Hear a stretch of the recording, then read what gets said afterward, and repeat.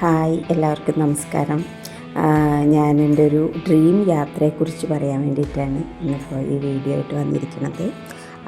വേറെ ഒന്നുമല്ല, ഒരു കൊല്ലമായിട്ട് പ്ലാൻ ചെയ്ത് പ്രിപ്പയർ ചെയ്തുകൊണ്ടിരിക്കുകയായിരുന്നു. എല്ലാവരുടെയും ഒരു ഡ്രീം എന്ന് പറയാം, എവറസ്റ്റ് ബേസ് ക്യാമ്പ് പോകാൻ വേണ്ടിയിട്ട്. ഞാൻ 2025 2 ഡ്രീംസാണ് ഞാൻ പ്ലാൻ ചെയ്തിട്ടുണ്ടായിരുന്നത്. ഒന്ന് മുംബൈ മാരത്തോൺ ചെയ്യാന്നുള്ളത്, പിന്നെ ഒന്ന് എവറസ്റ്റ് ബേസ് ക്യാമ്പ് പോകാന്നുള്ളത്. അപ്പോൾ മുംബൈ മാരത്തോണിന് നമ്മൾ പ്രിപ്പയർ ചെയ്യുമ്പോൾ ഓട്ടോമാറ്റിക്കായിട്ട് നമുക്ക് എവറസ്റ്റ് ബേസ് ക്യാമ്പ് കയറാനുള്ള ആ ഒരു കപ്പാസിറ്റി നമുക്ക് വരും, അത് ഉറപ്പാണ്. അപ്പോൾ അതുകൊണ്ടാണ് ഞാൻ മുംബൈ മാരത്തോൺ ആദ്യം ടാർഗറ്റ് ചെയ്തത്. അപ്പോൾ അതുകൊണ്ട് എനിക്ക് വലിയ കുഴപ്പമില്ലാണ്ട് ചെയ്യാൻ പറ്റുമെന്ന് അറിയായിരുന്നു. അതുപോലെ തന്നെ വിചാരിച്ച പോലെ തന്നെ എനിക്ക് വലിയ ബുദ്ധിമുട്ടൊന്നും ഇല്ലാണ്ട് നമുക്ക് ചെയ്യാൻ പറ്റി. പിന്നെ എന്താണെന്ന് വെച്ചാൽ, ഇതെന്ന് പറയുമ്പോൾ ശരിക്കും ഒരു ഡ്രീം കം ട്രൂ ആണ്. എന്ന് വെച്ചാൽ ഇപ്പോൾ നമ്മളിതിങ്ങനെ പോകുമ്പോൾ നമുക്കറിയാം, കുറേ ദൂരത്തോളം ശരിക്കും പൊടിയും കല്ലും മണ്ണും ഒക്കെ നിറഞ്ഞ് ഇങ്ങനെ കയറാൻ പറ്റാത്ത ഭയങ്കര കുന്നുകളും ഇതൊക്കെ ആയിട്ട് ശരിക്കും ഞങ്ങൾ ട്രക്ക് ചെയ്തിട്ട് തന്നെ പോകണം എന്നുള്ളതൊരാഗ്രഹമായിരുന്നു. അങ്ങനെ ഒരു ദിവസം തന്നെ 8-9 മണിക്കൂർ നടക്കുക. എന്നിട്ട് അതും നടക്കുമ്പോൾ നമ്മുടെ മുന്നിൽ നമ്മുടെ ഹിമാലയം അല്ലെങ്കിൽ എവറസ്റ്റ് ആ ഒരു പർവ്വതനിരകൾ നമ്മളതിനെ നോക്കി, പിന്നെ എന്താ പറയുക, സത്യം മാടി വിളിക്കുക എന്നൊക്കെ പറയില്ല, അതൊക്കെ ശരിക്കും ഒരു റിയാലിറ്റിയാണ്. കാരണം നമ്മളെ ഇങ്ങനെ എത്ര ക്ഷീണം ഉണ്ടെങ്കിലും നമുക്ക് അങ്ങോട്ട് നോക്കുമ്പോൾ അതിങ്ങനെ ഇല്ല, നമുക്ക് അങ്ങോട്ട് പോകണം എന്നുള്ള ആ ഒരു ഇത് മാത്രമേ നമ്മുടെ മൈൻഡിൽ ഉണ്ടാവുള്ളൂ. ഓരോ കയറ്റം കയറുമ്പോഴും നമ്മൾ വിചാരിക്കും, അയ്യോ എന്തിനായിരുന്നു, ഇല്ല, നേരെ ഫ്രണ്ടിൽ എവറസ്റ്റ് ഇങ്ങനെ നമ്മളെ നോക്കി ചിരിക്കുന്നത് കാണുമ്പോൾ നമുക്ക് വിചാരിക്കും അല്ല പറ്റും. അപ്പോൾ നമ്മൾ പോകുമ്പോൾ ക്ലൈമറ്റൊക്കെ ഭയങ്കര പ്രശ്നമായിരുന്നു. ആദ്യത്തെ ഒരു ദിവസം ഫ്ലൈറ്റ് ക്യാൻസലായി. പിന്നെ അന്ന് അവിടെ നിന്നിട്ട് പിന്നത്തെ ദിവസം ഫ്ലൈറ്റ് ഏകദേശം ക്യാൻസലായി എന്നുള്ളൊരു ലെവലിലായിരുന്നു. എന്നിട്ട് അവിടുന്ന് പിന്നെ ഫ്ലൈറ്റ് ഇല്ല എന്നുണ്ടെങ്കിൽ പിന്നെ ചോപ്പർ എടുത്തിട്ട് ഓഫ് റോഡ് ഡ്രൈവ് പോകാമെന്ന് പറഞ്ഞു കഴിഞ്ഞിട്ടുണ്ടെങ്കിൽ എളുപ്പമല്ല. അത്രയും ഒരു ഭയങ്കര ബാഡ് എക്സ്പീരിയൻസാണ് അത് ചെയ്തവരെല്ലാവരും പറഞ്ഞത്. അപ്പോൾ നമ്മളതുകൊണ്ട് എന്ത് ചെയ്യണം, പിന്നെ അതിന് ഭയങ്കര എക്സ്പെൻസും കൂടുതൽ പറയുന്നു. അപ്പോൾ നമ്മളത് ചെയ്യണോ വേണ്ടേ എന്നൊക്കെ ഇങ്ങനെ ആലോചിച്ചുകൊണ്ടിരിക്കുന്നതിൻ്റെ ഇടയിൽ ഒരൊറ്റ മണിക്കൂർ നേരത്തേക്ക് നമുക്ക് എയർപോർട്ട് ഓപ്പണായി. ആ 1 മണിക്കൂറിൽ പോയ ഫസ്റ്റ് ഫ്ലൈറ്റിൽ ഞങ്ങൾ കയറിപ്പോയി. അപ്പോൾ അതുകൊണ്ട് ഞങ്ങൾക്ക് അങ്ങനെ ഒരു കാര്യം ഭയങ്കര ലക്കിയായിരുന്നു. പക്ഷേ ക്ലൈമറ്റ് എന്ന് പറയുന്നത് ഭയങ്കര എന്താ പറയുക, അൺഎക്സ്പെക്റ്റഡ് ആയിട്ട് ഇങ്ങനെ മാറിക്കൊണ്ടിരിക്കുകയായിരുന്നു. നമ്മൾ തീരെ പ്രതീക്ഷയില്ല. കാരണം ഏപ്രിൽ എന്ന് പറയുന്നത് ശരിക്കും നല്ല സീസണാണ്. അപ്പോൾ അത് പ്രതീക്ഷിച്ചാണ് നമ്മൾ ഏപ്രിലിൽ സെലക്ട് ചെയ്തത്. പക്ഷേ നമുക്ക് ഭയങ്കരമായിട്ട് ക്ലൈമറ്റ് ചേഞ്ചസ്, അതായത് മഴയുണ്ടായിരുന്നു, അതുപോലെ മഞ്ഞ് ഉണ്ടായിരുന്നു, ഫുള്ള് ഫോഗ് മൂടി നമുക്കൊന്നും കാണാൻ പറ്റാത്ത അവസ്ഥയായിരുന്നു. അങ്ങനെയൊക്കെ എല്ലാ കണ്ടീഷൻസും സത്യം പറഞ്ഞു കഴിഞ്ഞിട്ടുണ്ടെങ്കിൽ നമുക്ക് കിട്ടി. തണുപ്പ് പിന്നെ ഉണ്ടായിരുന്നു, എന്നാലും അത്ര ഓവർ എന്ന് പറയാൻ പറ്റില്ല. നമുക്കൊരു നാംചെ ബസാറിന് മുകളിലേക്ക് നമുക്ക് അത്യാവശ്യം നല്ല തണുപ്പും എന്തൊക്കെ ഉണ്ടായിരുന്നു. പിന്നെയെന്ന് പറഞ്ഞു കഴിഞ്ഞിട്ടുണ്ടെങ്കിൽ നമ്മൾ പോകുന്തോറും മരങ്ങളൊക്കെ ചെറുതായി വന്നു തുടങ്ങി. അപ്പം ഓക്സിജൻ ലെവൽ കുറഞ്ഞു തുടങ്ങി. അപ്പോൾ അതിനനുസരിച്ചിട്ട് നമ്മൾ പതുക്കെ കിതയ്ക്കാത്ത രീതിയിൽ കുറച്ച് കയറുമ്പോൾ കിതപ്പ് തോന്നി. അപ്പോൾ അവിടെ നിന്ന് കിതപ്പൊന്ന് മാറ്റി പിന്നെ വീണ്ടും കയറി. അങ്ങനെ രസമായിരുന്നു. നമുക്ക് യാത്രയൊന്നും ഒരു പ്രശ്നം ഉണ്ടായിരുന്നില്ല. പിന്നെയെന്ന് പറഞ്ഞിട്ടുണ്ടെങ്കിൽ ജീവിതത്തിൽ നമുക്ക് ഇതൊന്നും സത്യത്തിൽ എൻ്റെ കാര്യത്തിൽ, കാരണം ഒരു കുഗ്രാമത്തിൽ ജനിച്ച് വളർന്ന് ഉള്ള ഞാൻ ഒരിക്കലും ഞാൻ പ്രതീക്ഷിച്ചിട്ടില്ല ഞാൻ ഈ എവറസ്റ്റ് എൻ്റെ ആ ബേസ് ക്യാമ്പ് വരെ എത്തിപ്പെടാൻ പറ്റും എന്നുള്ളത് ഞാൻ പ്രതീക്ഷിച്ചിട്ടില്ല. പക്ഷെ നമ്മളുടെ ഒരു എന്താ പറയുക, ഹാർഡ് വർക്കും ആ ഒരു ദൃഢനിശ്ചയത്തിൻ്റെ മുന്നിൽ എനിക്ക് അവിടെ വരെ എത്താൻ പറ്റി. അതും കുഴപ്പമൊന്നുമില്ലാണ്ട് സുഖമായിട്ട് എല്ലാം ഡെയിലി നമ്മുടെ വർക്കൗട്ടുകളും കാര്യങ്ങളൊക്കെ എന്നെ നന്നായി ഹെൽപ്പ് ചെയ്തു. പിന്നെയെന്ന് പറഞ്ഞു കഴിഞ്ഞിട്ടുണ്ടെങ്കിൽ ഓക്സിജൻ ലെവൽ നമ്മൾ ഇവിടെ ട്രെയിൻ ചെയ്യുമ്പോൾ തന്നെ നമ്മൾ ഓക്സിജൻ ലെവലൊക്കെ നോക്കിയിട്ടൊക്കെയാണ് ചെയ്തിരുന്നത്. അപ്പോൾ അതുകൊണ്ട് നമുക്ക് അവിടെ ചെന്നിട്ട് ഇപ്പോൾ ഏറ്റവും മുകളിൽ ചെന്നിട്ടും എനിക്ക് ഓക്സിജൻ ലെവൽ ഭയങ്കര ഡൗൺ ആയൊന്നുമില്ല. എനിക്കൊരു 82 ഒക്കെ ഉണ്ടായിരുന്നു. അപ്പോൾ കാരണം നമ്മുടെ ഒപ്പമുള്ള നമ്മുടെ ഗൈഡ് എന്നും നോക്കും, നമ്മുടെ ഓക്സിജൻ ലെവലൊക്കെ ചെക്ക് ചെയ്യും.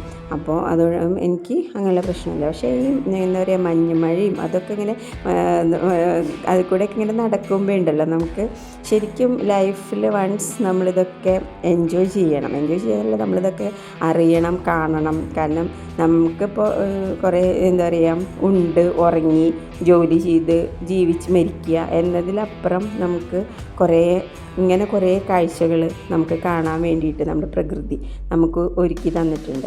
അപ്പോൾ അതൊക്കെ പരമാവധി നമ്മൾ എക്സ്പ്ലോർ ചെയ്യുക എന്നുള്ളൊരൊറ്റ ഇതിലായിരുന്നു. പിന്നെ പറഞ്ഞു കഴിഞ്ഞിട്ടുണ്ടെങ്കിൽ വേറെയും അവിടെ കാലാപത്രമൊക്കെ ഉണ്ടായിരുന്നു, പക്ഷേ അതൊക്കെ ക്ലൈമറ്റ് ഭയങ്കര മോശമായിരുന്നു. അപ്പോൾ അവിടുത്തെ പ്രത്യേകത എന്ന് പറഞ്ഞാൽ കാലത്തെ സൺറൈസ് ശരി എവറസ്റ്റിൽ പതിക്കുന്ന സൺറൈസ് അവിടെ നിന്നിട്ട് ഏറ്റവും ഫസ്റ്റ് കാണാൻ പറ്റും, അങ്ങനെയൊക്കെയാണ്. അപ്പോൾ അതൊന്നും നമുക്ക് കാണാനുള്ള ഒരു ഇതുണ്ടായിരുന്നില്ല, കാരണം ഫുള്ള് ഫോഗായിരുന്നു, മുഴുവൻ ക്ലൈമറ്റ് ഭയങ്കര മോശമായിരുന്നു. അപ്പോൾ അതുകൊണ്ട് ഞങ്ങൾ അത് പോണില്ല എന്ന് വെച്ചു. പിന്നെ ടൈമും ഗൈഡ് പറഞ്ഞു കാലത്ത് പോയിട്ട് ഇത് 4 മണിയൊക്കെ 5 മണിയൊക്കെ ആയിട്ട് പോകാൻ പറ്റുള്ളൂ, പക്ഷേ 6:30 ആകുമ്പോഴേക്കും തിരിച്ച് വരണം. എന്നിട്ട് അങ്ങനെയൊക്കെ പറഞ്ഞു കഴിഞ്ഞപ്പോൾ പിന്നെ നമ്മളത് പോകണ്ടെന്ന് വെച്ചു. കാരണം അത് ഭയങ്കര റിസ്കി യാത്രയാണ്, അത്യാവശ്യം നല്ല എലിവേഷൻ ഉള്ളതാണ്.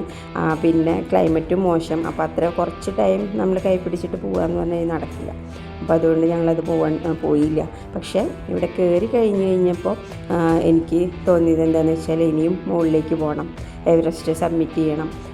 അങ്ങനെയൊക്കെ ആഗ്രഹങ്ങൾ എന്നല്ല, ഭയങ്കര ഇതാണ്, നമുക്ക് ചെയ്യണം എന്നുള്ള അത്രയും ഇതായിട്ടുള്ളൊരു ഇതിലാണ് ഞാനിരിക്കുന്നത്. അപ്പോൾ നമുക്ക് പക്ഷേ അതിൻ്റെ എക്സ്പെൻസ് എന്ന് പറഞ്ഞു കഴിഞ്ഞിട്ടുണ്ടെങ്കിൽ നമുക്ക് താങ്ങാൻ പറ്റില്ല. ഇതന്നെ ഇപ്പോൾ നമ്മൾ ജോലി ചെയ്ത് മെച്ചം പിടിച്ച് കഷ്ടപ്പെട്ടുണ്ടാക്കിയിട്ടുള്ള പൈസ എന്നാണ് നമ്മളിതൊക്കെ ചെയ്യുന്നത്. അല്ലാണ്ട് നമുക്ക് ആരും സ്പോൺസർഷിപ്പോ അങ്ങനെയുള്ള കാര്യങ്ങൾ സഹായിക്കാനോ അങ്ങനെയൊന്നുമില്ല.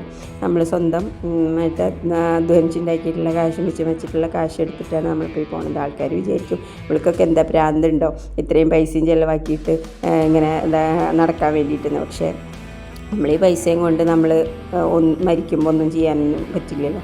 നമുക്ക് നമ്മുടെ ഈ വക ആഗ്രഹങ്ങളൊക്കെ നമുക്ക് ഈ ലൈഫ് ടൈമിൽ അല്ലെങ്കിൽ പിന്നെ നമ്മളെപ്പോഴാണ് ചെയ്യുക. അപ്പോൾ അതുകൊണ്ട് തന്നെ ഞാൻ വിചാരിച്ചു എന്തായാലും പോകണം, ഇനിയും കൂടുതൽ ഇതുപോലെ ഉയരങ്ങൾ കീഴടക്കണം അല്ലെങ്കിൽ കയറണം എന്നൊക്കെ ആഗ്രഹമുണ്ട്. അപ്പോൾ പരമാവധി സബ്മിറ്റുകൾ ചെയ്യണം. 7 സബ്മിറ്റ്സ് കിടക്കുന്നു. അതിൽ ഏറ്റവും ഇമ്പോർട്ടൻ്റ് ആണ് എവറസ്റ്റ്. അപ്പോൾ അതൊക്കെ സ്പോൺസർഷിപ്പൊക്കെ കിട്ടുകയാണെന്നുണ്ടെങ്കിൽ നമുക്ക് ചെയ്യണമെന്ന് ആഗ്രഹമുണ്ട്. അതുപോലെ തന്നെ കുറേ ഡ്രീംസും കൊണ്ടാണ് ഞാൻ നടക്കുന്നത്. അയൺമാൻ ചെയ്യണം, അങ്ങനെ എന്താ പറയുക, ചെറിയ ആഗ്രഹങ്ങളൊന്നുമല്ല, കുറച്ച് വലിയ ആഗ്രഹങ്ങൾ തന്നെയാണ്. പക്ഷെ അതിനുള്ള ഹാർഡ് വർക്ക് ഞാൻ ചെയ്യുന്നുണ്ട്. ബാക്കിയുള്ളതെല്ലാം അതിൻ്റെ വഴിയെ ദൈവം തരുമെന്ന് വിചാരിക്കുന്നു. പക്ഷേ നമുക്ക് ഈ പോകുമ്പോൾ എന്ന് പറഞ്ഞു കഴിഞ്ഞാൽ ഒരുപാട് പേര് വരുന്നുണ്ട്. പക്ഷേ എന്താ പ്രശ്നം എന്ന് വെച്ചാൽ പകുതിയിലധികം പേരും ഈ ഹെലികോപ്റ്റർ വഴി പോകുന്നു, അവിടെ ഇറങ്ങുന്നു, ബേസ് ക്യാമ്പ് കണ്ട് അവിടെ നിന്നൊരു ഫോട്ടോ എടുക്കുന്നു, തിരിച്ച് ഹെലികോപ്റ്റർ കയറി പോരുന്നു.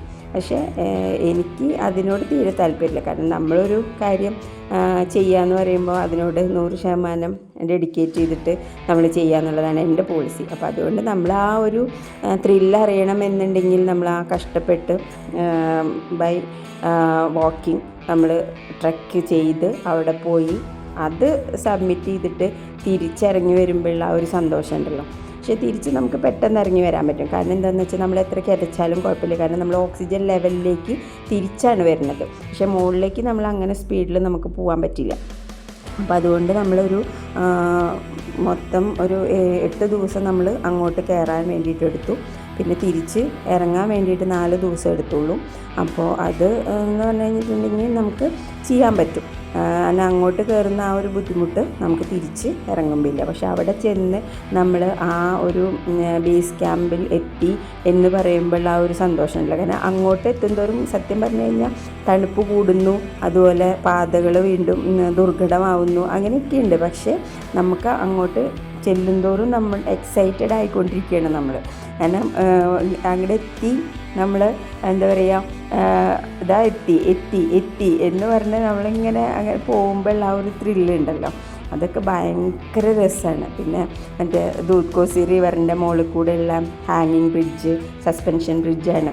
അതിൽ കൂടെയൊക്കെ പോകുമ്പോൾ കാറ്റടിച്ചിട്ട് നമുക്ക് ശരിക്കും നിൽക്കാൻ പോലും പറ്റില്ല. അതിൻ്റെ കൂടെ ആളുകൾ മൊത്തം ഇങ്ങനെ നടന്നുകൊണ്ടിരിക്കുമ്പോൾ അതിൻ്റെ കുലുക്കവും എല്ലാം കൂടിയായിട്ട് നമുക്ക് ശരിക്കും പറഞ്ഞു കഴിഞ്ഞിട്ടുണ്ടെങ്കിൽ പേടിയൊക്കെ ആവും.